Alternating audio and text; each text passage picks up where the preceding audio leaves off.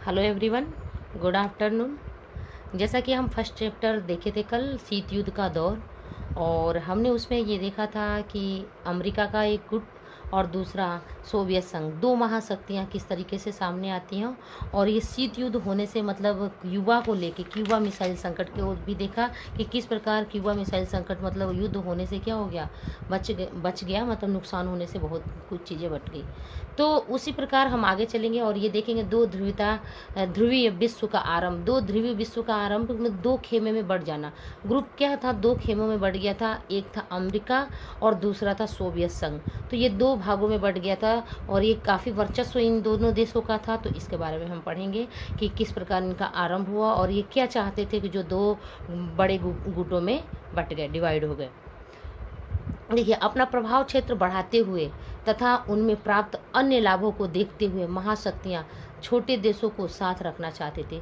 जो छोटे छोटे देश जो ग्रुप में शामिल हुए थे, जैसे मान लीजिए अमेरिका के ग्रुप में जो यूरोप वगैरह के छोटे छोटे देश जो थे शामिल हो गए थे वो नाटो के संघ में, और दूसरा जो था क्या नाम है, सोवियत संघ, रूस के क्षेत्र में जो देश शामिल हो गए थे। इन लोगों ने अपना जो गुट बना रखा था, तो उन लोगों को भी ये फायदा था। क्यों जोड़े भाई, छोटे छोटे देशों को हम अपने आप में क्यों जोड़े? वो इसलिए जोड़े क्योंकि वो उनसे लाभ था, छोटे मोटे उनसे लाभ भी थे। और लाभ क्या थे कि भाई कुछ ना कुछ उन्हें सुरक्षा, मतलब देखा जाए कुछ आर्थिक, वो क्या नाम है, प्राकृतिक संसाधन वगैरह उनको आसानी से क्या हो जाते थे, प्राप्त हो जाते हैं। ठीक है, देखिए, और छोटे छोटे देशों को शामिल होने की क्या ज़रूरत थी? तो उनको ये था कि छोटे छोटे देश भी सुरक्षा, हथियार और आर्थिक मदद की दृष्टि से जुड़े रहना चाहते थे। जो छोटे बहुत जो देश थे, ठीक है ना, वो अमेरिका के साथ ग्रुप में आए और सोवियत संघ रूस के ग्रुप में आए। दोनों भागों में डिवाइड जब हुए तो वो क्यों गए भाई ग्रुप में, कि एक अमेरिका के ग्रुप में चले जाए कुछ भाग और कुछ भाग सोवियत संघ रूस में? क्यों? क्योंकि उन्हें क्या फ़ायदा मिलता था सुरक्षा का, कि अगर कोई भी देश उनके पे आक्रमण करता है तो उन्हें सुरक्षा करेगा कौन? अमेरिका सुरक्षा करेगा। हथियार अगर ज़रूरत पड़ेगी तो हथियार देगा। और मान लीजिए आर्थिक मदद, कोई पैसे रुपए की मदद जो भी हो, जिस तरीके से हो, वो मदद क्या कौन देगा? अमेरिका देगा, जो उनके ग्रुप में शामिल है। और यही काम किसके लिए था? सोवियत संघ के लिए था। जो सोवियत संघ के ग्रुप में शामिल था वो ये सब सुरक्षा वगैरह देगी। तो इस तरह देश का क्या हुआ, दो पूरे विश्व को दो भागों में, एक तरह से कहा जाए मेनली दो भागों का एक ग्रुप बन गया, एक नाटो और दूसरा वार्शा। चलिए देखते हैं महाशक्तियों को छोटे देशों से लाभ क्या था। ठीक है, कि क्या क्या लाभ था। तो देखिए, छोटे देशों से प्राकृतिक संसाधन प्राप्त करना। प्राकृतिक संसाधन क्या? तो प्राकृतिक संसाधन प्राप्त करना, जैसे महत्वपूर्ण संसाधन में थे तेल। कई देशों से, छोटे छोटे देशों से तेल मिल जाता था। खनिज, पेट्रोलियम अलग अलग देशों से मिल जाते थे। तो इस वजह से भी वो क्या करते थे, छोटे देश को अपने में इकट्ठा करते थे। दूसरा कारण क्या है? सैनिक ठिकाने स्थापित करना, जो आपने अभी क्यूबा का देखा ही एग्जाम्पल में, क्यूबा किस प्रकार सोवियत संघ से जुड़ा हुआ था, तो सोवियत संघ ने सैनिक ठिकाना बना लिया। तो भू क्षेत्र, सेना का संचालन करने के लिए भाई भूमि क्षेत्र तो चाहिए ही, तो सेना का संचालन करने के लिए देश, कोई ना कोई देश चाहिए। तो जैसे मान लीजिए अगर बाय द वे अभी इराक ईरान पे हमला हो रहा था, तो वहाँ के अगर इर्द गिर्द कोई देश पे उसका वो है, मैत्री संबंध है, तो जाहिर सी बात है कि वहाँ पे अपना सैनिक ठिकाना वो क्या कर सकता है, बना सकता है। फिर जासूसी कर सकते हैं। इसके लिए बड़े बड़े जो महाशक्तियाँ थी वो छोटे छोटे देशों को अपने में क्या करती थी, इंक्लूड करती थी, जोड़ती थी। तीसरा देखिए, आर्थिक सहायता। छोटे छोटे देशों का सैन्य खर्चे के वहन के लिए, कि मतलब सैन्य खर्चों के वहन के लिए अगर वायदे वहाँ हमारे सैनिक हैं तो उसका हम वहन, मतलब आसानी से उसका वहन हो जाएगा। तो देखिए, ये है पहला पॉइंट आपका, एक तरह से नाटो और ये क्या नाम है, अमेरिका का ग्रुप था। इसका नाम था उत्तर अटलांटिक संधि संगठन। मतलब ये जो जो देश शामिल होना चाहते थे नाटो से, उस नाटो की संधि में क्या हो गए, शामिल हुए। और ये नाटो संगठन बना कब? अप्रैल 1949 में बना था। अब इसका देखिए क्या है, पश्चिमी गठबंधन ने स्वयं को एक संगठन का रूप दिया। पश्चिमी गठबंधन अमेरिका को बोला जा रहा है। अप्रैल 1949 में उत्तर अटलांटिक संधि संगठन नाटो की स्थापना हुई। ये नाटो का फुल फॉर्म है, उत्तर अटलांटिक संधि संगठन। तो ये नाटो की स्थापना हुई, जिस संगठन में 12 देश शामिल थे। मतलब इनके संगठन में, इनके ग्रुप में 12 देश क्या थे, शामिल थे, मतलब जुड़े हुए थे।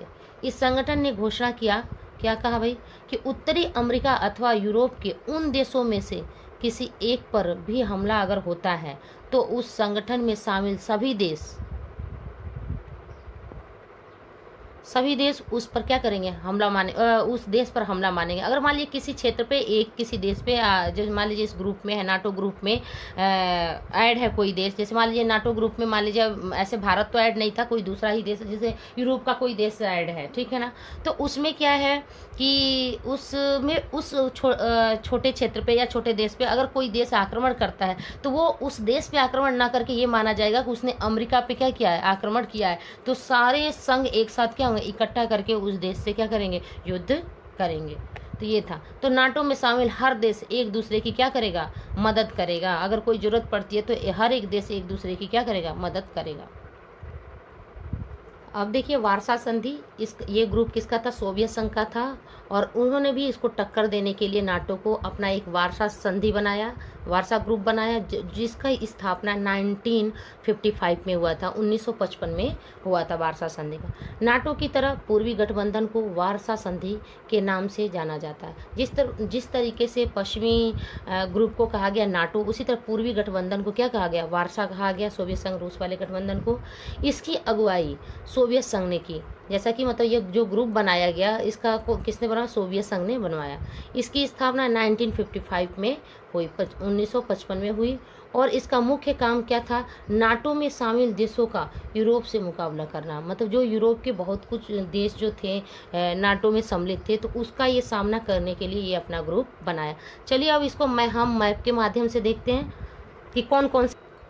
तो देखिए ये मैप के माध्यम से हम देखेंगे कि इसमें ये येलो कलर में जितने भी देश दिखाई दे रहे हैं, जैसे ब्रिटेन हो गया, नॉर्वे हो गया, है ना, फ्रांस, स्पेन, बड़े बड़े देश को देखते हैं, जर्मनी हो गया और इटली हो गया। ये पूरा यूरोप के जो जितने भी ग्रुप थे ये सारे किसमें, नाटो के सदस्य थे, मतलब अमेरिका से संबंधित थे, ये अमेरिका के ग्रुप में थे। ये जितने भी देश दिखाई दे रहे हैं आपको, स्पेन, फ्रांस, जर्मनी, नॉर्वे, ये सारे, नीदरलैंड, डेनमार्क, ठीक है ना, ये सारे किसके संघ में थे। और फिर यहाँ पे देखेंगे थोड़ा सा तुर्की, ग्रीस, ये सारे नाटो के संघ से ऐड थे। यहाँ तक कि पाकिस्तान को भी कहा जाता है कि वो भी किसके ग्रुप में चला गया, नाटो के सदस्यता उसने ली, नाटो की सदस्यता ली। अब ये देखते हैं कि ये जो आपका रेड कलर में है, जितने भी देश दिखाई दे रहे रेड कलर में, ये थे वारसा पैक्ट के सदस्य। इतने देश वारसा में शामिल थे, जैसे देखिए पोलैंड, ठीक है ना, पूर्वी जर्मनी जो था, बर्लिन है पूर्वी जर्मनी, फिर सोवियत संघ रूस का तो खैर है ही है, वो है रोमानिया, ये सब हंगरी, ये सब जो देश थे ये सारे किसके थे, सोवियत। मतलब एक तरह से कहा जा सकता है कि यूरोप ही दो भागों में क्या हो गया, डिवाइड हो गया। जो ये दो संघ बना, महासंघ जो बना, महाशक्तियाँ जो बनी, तो उसमें यूरोप ही डिवाइड हुआ। एक पूर्वी भाग यूरोप का किसमें चला गया, रूस में, और पश्चिमी भाग जो यूरोप का था वो किसमें चला गया, अमेरिका के साइड में चला गया। अब इस मैप के में देखेंगे जो आपका ग्रीन कलर में है वो यूगोस्लाविया, वो देख कम्युनिस्ट देश, मतलब बाद में चल के ये क्या नाम है उसमें ना, गुट निरपेक्षता में शामिल हो गए हैं, जिसमें इंडिया वगैरह था। और देखिए जैसे ये दिया गया है कि आपका छोटे में व्हाइट देश, स्विट्जरलैंड, ऑस्ट्रिया और ये आयरलैंड, ये जो देश थे जो छोटे छोटे हैं, इन लोगों ने किसी गुट में अपने को नहीं शुरू में रखा, ना नाटो की सदस्यता को माना और ना ही वारसा की, ये ऐसे ही अकेले ही अपना मतलब कोई ग्रुप नहीं बनाया इन लोगों ने, ठीक है। तो ये मैप के माध्यम से आप लोग कई बार मैप को देख लोगे। अब हम देखेंगे पॉइंट, शीत युद्ध के दायरे, इसके दायरे क्या क्या थे। जब शीत युद्ध के दायरे की बात की जाती है तो इसका मतलब ऐसे इलाकों से होता है जहां विरोधी खेमों में बटे देशों के बीच संकट के मौके आए, मतलब कुछ ना कुछ विरोध, जैसे जो देश एक ग्रुप में बट गए, जैसे मान लीजिए कुछ अमेरिका के साइड चले गए और कुछ सोवियत संघ रूस के, तो जब जो देश सोवियत संघ रूस में चले गए और जो देश अमेरिका में चले गए, वो एक दूसरे के सारे क्या हो गए, दुश्मन बन गए, एक दूसरे के वो क्या हो गए, दुश्मन बन गए। जैसे देखा गया कि 12 देश शामिल थे अमेरिका में, तो 12 देश किसके दुश्मन बन गए, सोवियत संघ रूस के, ठीक है, इस तरीके से। लेकिन बातें एक सीमा से अधिक नहीं बढ़ी। इसमें ये कहा जाता है कि जब युद्ध होने के कगार में था कि ये शायद विश्व युद्ध हो जाएगा, लेकिन धीरे धीरे क्या किया गया, कुछ रीजन से रोक दिया गया, और रीजन ये थे कोरिया, वियतनाम, अफगानिस्तान जैसे कुछ क्षेत्रों में व्यापक जनहानि भी हुई। उस समय जो शीत युद्ध का दौर चल रहा था उसमें कुछ प्रॉब्लम भी हुई, तो इन क्षेत्रों पे प्रॉब्लम भी भी हुई थी। लेकिन विश्व परमाणु युद्ध से पूरी तरह से बचा पाना क्या था, ये दिक्कत था। लेकिन विश्व जो दिया है, लेकिन विश्व परमाणु युद्ध से पूरी तरीके से क्या करना, देश को बचा पाना क्या था, बहुत ही डिफिकल्ट काम था। इसलिए परमाणु युद्ध को क्या किया गया, रोक दिया गया। मतलब ना अमेरिका ने शुरुआत की और ना ही सोवियत संघ रूस ने। शीत युद्ध के संकटों को टालने में दोनों गुटों से बाहर के देशों ने महत्वपूर्ण भूमिका निभाई। किस प्रकार बाहर के देशों ने महत्वपूर्ण भूमिका निभाई, तो इस संदर्भ में गुट निरपेक्ष देशों की भूमिका बेहद महत्वपूर्ण रही। गुट निरपेक्ष के देशों ने, गुट निरपेक्ष के जो देश, जैसे मान लीजिए भारत ने गुट निरपेक्षता की पहल की। भारत ने क्या किया, ना वार्सा पैक्ट में भारत जुड़ा और ना ही नाटो संघ में। तो उसने एक अपनी गुट निरपेक्षता की नीति बनाई थी कि हम एक दूसरे का सपोर्ट करेंगे और हम किसी पे युद्ध वगैरह नहीं करेंगे। मतलब तो इन लोगों ने मध्यस्थता, मतलब एक तरह से काफ़ी अच्छी भूमिका निकाली युद्ध होने को, मतलब जहाँ तक देखा जाए तो ठहराव के लिए, रोक के लिए, और वो युद्ध हुआ नहीं। उत्तरी और दक्षिणी कोरिया के बीच मध्यस्थता में नेहरू जी ने महत्वपूर्ण भूमिका निभाई। उत्तरी कोरिया दक्षिण कोरिया भी जब दो भागों में डिवाइड हो गया तो उसमें भी क्या हो गया, एक दूसरे के कट्टर दुश्मन बन गए। तो उसमें भी नेहरू जी ने मध्यस्थता करके मतलब उसको भी युद्ध को पूर्ण विराम करा, मतलब रोक दिया। ठीक है। फिर इसी तरीके से देखेंगे कांगो संकट में संयुक्त राष्ट्र संघ ने भी क्या किया, संयुक्त राष्ट्र संघ के महासचिव ने भी क्या किया, मध्यस्थता की भूमिका निभा के कांगो संकट को भी क्या किया, खत्म किया। आगे चलते हैं। और इन्हीं सब कारणों की वजह से समय रहते अमेरिका और सोवियत संघ रूस ने अपने अपने कुछ एक परमाणविक तथा अन्य हथियारों को समाप्त करने के लिए आपस में सहयोग करने का निश्चय किया। जैसे मान लीजिए गुट निरपेक्षता बीच में आए, मध्यस्थता कराई, कई जगह देखा गया कि युद्ध को क्या किया गया, विराम दिया गया। और उन्हें ऐसा लगा कि अगर परमाणविक हथियार हर एक देशों के पास अगर होगा, या मान लीजिए किसी के पास, तो ये क्या होगा, नुकसान ही होगा। तो इन लोगों ने आपस में क्या किया, ये युद्ध हथियारों को बनाने को क्या किया, धीरे धीरे करके समाप्त किया कि ये सही नहीं है कि हम एक दूसरे के होड़ में क्या करते जा रहे हैं, हथियारों को बनाते जा रहे हैं। तो ये कहीं ना कहीं क्या होगा, आपसी नुकसान ही होगा। तो इस प्रकार 1960 के दशक में दोनों पक्षों ने 3 अहम समझौता पर हस्ताक्षर किया। मतलब दोनों पक्षों ने, मतलब वार्सा संघ ने और नाटो संघ ने, दोनों ने हस्ताक्षर किया। अब ये देखते हैं ये संधियां कौन कौन थी। ये दोनों ने जब हस्ताक्षर किया, इसको कहा जाता अस्त्र परिसीमन संधि। और ये देखते हैं ये संधियां कौन कौन सी थी।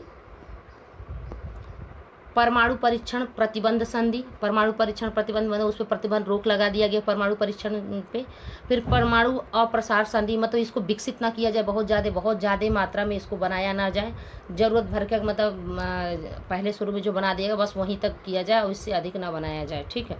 परमाणु प्रक्षेपास्त्र परिसीमन संधि, मतलब एंटी ब्लास्टिक मिसाइल ट्रीटी इसको मतलब बोला जाता है। तो इसका भी था परमाणु, मतलब इसकी भी एक एरिया है कि कब हम चाहेंगे तब इस परमाणु को मतलब क्या करेंगे, प्रक्षेप कर सकते हैं। ठीक है। तो ये 3 संधियों पर हस्ताक्षर हुआ कि मतलब विश्व का नुकसान ना हो। तो आज की क्लास यहीं ख़त्म होती है। हम कल देखेंगे 2 ध्रुवीयता को चुनौती, किस प्रकार 2 ध्रुवीयता को, वार्सा को और नाटो को किस प्रकार गुट निरपेक्षता ने चुनौती दिया, भारत के गुट निरपेक्षता ने। तो ये कल की क्लास में हम देखेंगे। ठीक है। Good bye.